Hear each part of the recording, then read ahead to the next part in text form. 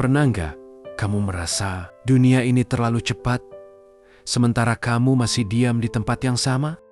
Semua orang berlomba. Ada yang pamer pencapaian, ada yang sibuk membuktikan dirinya. Sementara kamu cuma duduk menatap waktu lewat tanpa suara. Malam ini aku nggak mau ngomong soal sukses. Aku cuma mau cerita tentang diam yang kadang menyakitkan, tapi juga alasan cara bertahan. Karena nggak semua orang yang diam itu kalah. Kadang mereka cuma sedang belajar memahami luka dengan cara yang paling tenang.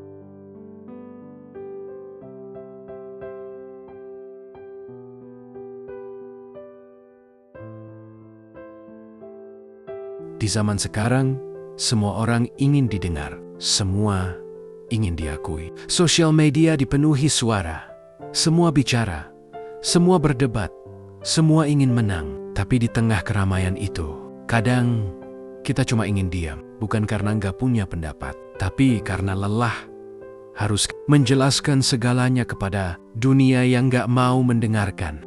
Diam bukan tanda kalah. Diam adalah cara kita melindungi diri agar hati nggak hancur berkali-kali. Ada orang yang kalau marah berteriak, tapi ada juga yang diam. Bukan karena nggak sakit, tapi karena tahu kata-kata justru bisa melukai lebih dalam. Ada orang yang kalau sedih bercerita, tapi ada juga yang memilih bungkam karena sudah terlalu sering dianggap berlebihan. Diam bukan berarti tak peduli.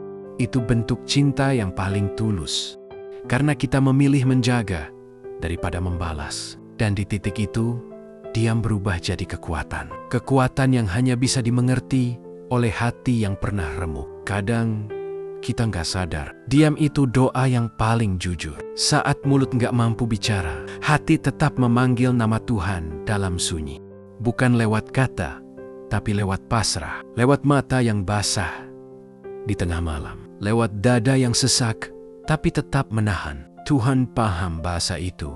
Bahasa diam yang penuh harap. Bahasa sabar yang tidak lagi minta apa-apa. Selain kekuatan untuk bertahan sedikit lebih lama, dan di balik diam itu, Tuhan sedang bekerja. Pelan, tapi pasti. Dunia jarang mengerti orang-orang yang diam. Mereka kira kamu gak punya semangat, padahal kamu hanya sedang menyembuhkan diri perlahan. Mereka kira kamu tidak berani, padahal kamu hanya sedang memilih waktu yang tepat untuk melangkah lagi. Tidak semua yang diam itu menyerah. Sebagian sedang memeluk luka agar tidak menyebar. Sebagian sedang bernegosiasi dengan masa lalu.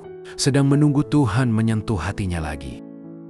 Jadi, malam ini, kalau kamu sedang diam, jangan merasa aneh. Jangan takut kalau nggak ada yang mengerti. Mungkin diam itu bukan kekalahan. Mungkin itu caramu menjaga kewarasan di dunia yang bising. Tetaplah diam dengan hati yang sadar. Tetaplah tenang, meski dunia berlari.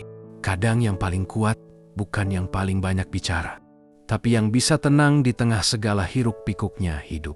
Diam bukan akhir. Diam adalah awal dari kedewasaan. Dan suatu hari nanti, kamu akan bersyukur pernah melalui fase sunyi ini. Karena justru di dalam diam, kamu akhirnya betul-betul mengenal dirimu sendiri. Terima kasih sudah mendengarkan. Kalau kamu merasa seperti ini juga, temani aku di cerita malam berikutnya.